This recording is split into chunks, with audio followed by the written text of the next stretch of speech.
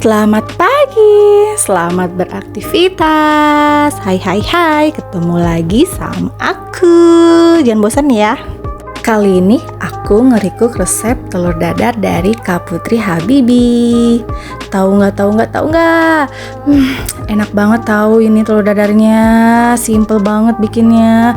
Endulita pokoknya, endulita banget guys. Nah ini cuma dikasih bumbu nasi goreng serbaguna doang, tapi rasanya juara, nagih abis asli pokoknya. Jangan lupa di-cook ya. Selamat mencoba.